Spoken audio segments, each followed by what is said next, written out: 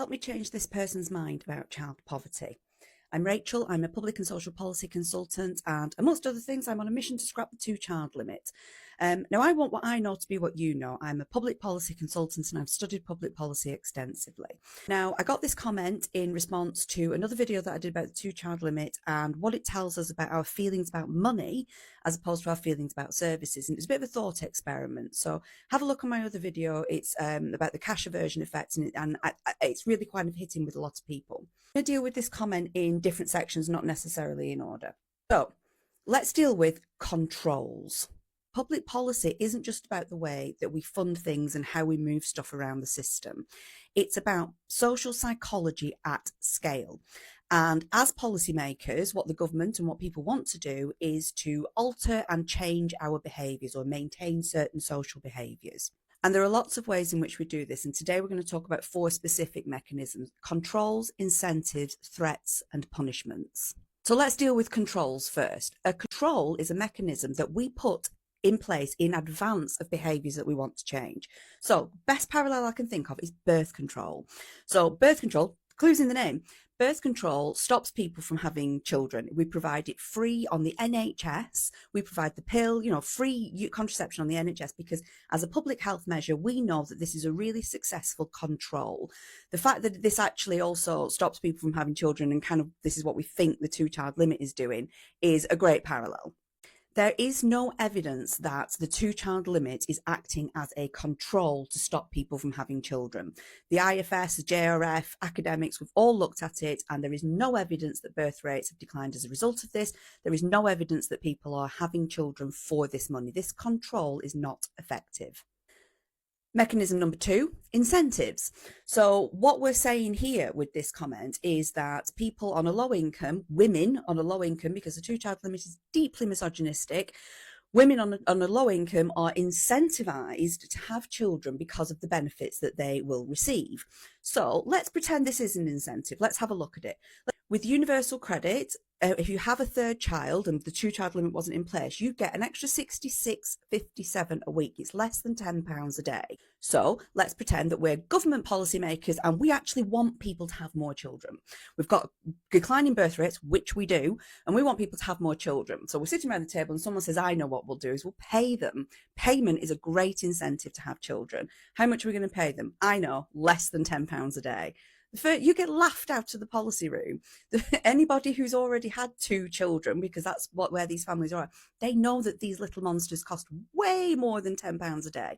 Would you have a child for less than £10 a day? Put yourself through the physical, mental, pelvic floor of it all for less than £10 a day. No, that's because this payment of less than £10 a day is not an adequate incentive to change people's behaviours. So to think that this is acting as an incentive for women on low incomes to have more children, it doesn't work. Let's think about these things critically. Let's have a think about policies as to how they actually work and realise that this is not an incentive. People do not have children for money. To think that they do is dehumanising, and it plays to our fears of others breeding and taking over our spaces. That is actually a fascist narrative. So, the two-child limit is not just about a bit of money that we don't give to children. Really important, massive policy behaviour structures underneath. So is the two-child limit a good control? No. Is it a good incentive? Also no. So let's look at the dark side of these kind of pre-behaviour mechanisms that we use in policy, and let's look at threats and punishments. Now, when we think about threats and punishments, one of the easiest things that we can think of is about the prison system. And it's also a really good parallel because poverty is one of the biggest drivers of imprisonment.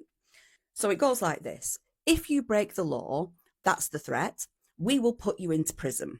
That's the punishment. Now, in order for that threat to be threatening, we have to actually follow through. If you break the law, you will be punished. The two-child limit is a similar threat and punishment mechanism. If you have more children, we will withdraw financial support. We know that poverty causes a massive amount of harm, and so we're going to punish your children for your actions. Much bigger concepts at play here around collective punishment. We're punishing children for what we perceive to be the sins of the mothers. The two-child limit is massively constructed in terms of the way we think about other people. It is built to divide us. policymakers, we've got controls, incentives, threats, and punishments. The two-child limit is not a control, it's not an incentive, but it is a threat, it is a punishment. Still not convinced? Let's look at other parts of this comment around those children being the individual's responsibility and not the state's responsibility. We are all each other's responsibility. That's how society functions. Yes, parents are responsible for their children, but we're confusing that level of individual responsibility for those children with the kind of social infrastructure that we put into place. Having a generation of children, there are 1.7 million children affected by the two-child limit. We're going to be paying for these 1.7 million children for decades to come in terms of lower education attainment rates, in terms of mental ill health, in terms of physical ill health, in terms of poorer job prospects. The whole thing, the two-child limit is baking inequalities and poverty into children that are going to be, so these poor children are going to become poor adults, and we are going to pay for it as a society. We already are, but we're kicking the can down the road in terms of the societal problems that we're going to have as a result of this. We are all each other's responsibilities. Absolutely bonkers to think that we're not. Then lastly, it's not a perfect system. You're damn straight it's not. Within the two-child limit, there are reasonable sounding concessions. One of them is a grape clause, which I believe that's how I have to call it on TikTok. So what this means is that women who have been graped and have produced a third child as a result, or actually there's a whole birth order thing, but let's stick with the third child, they can get an exemption. So in addition to being graped and then having a child as a result of that grape, we're not actually forcing, and there are more than 3,100 women who have so far been through this process, and those are only the ones that have been through this process. We're forcing those women to disclose their trauma, their sexual assault, the horrendous situation that has been forced upon them. Let's think about this. People would only disclose this kind of trauma and have to fight the state for an exemption based on being graped if they were absolutely had no other choice financially. The two-child limit is cruelty on top of cruelty on top of cruelty, and we think it's fair. So phrases like "it's not a perfect system" is something that we call performative reasonableness, and it goes alongside phrases like genuine need, or hardworking families, or economic inactivity, difficult decisions, and it's complex. These are all phrases that we've normalized into making us sound reasonable, into making things sound like it's an appropriate policy and that it's very fair. This is language that is being weaponized into making us think that putting and entrenching children into poverty is fair. And then lastly, is this lastly? Did I say lastly last time? Anyway, protecting children and the state from abuse. What is more abusive than deliberately punishing children by withdrawing financial support, knowing that they are already living on extremely low incomes? We're putting and entrenching children into poverty. If that's not abuse, I don't know what is.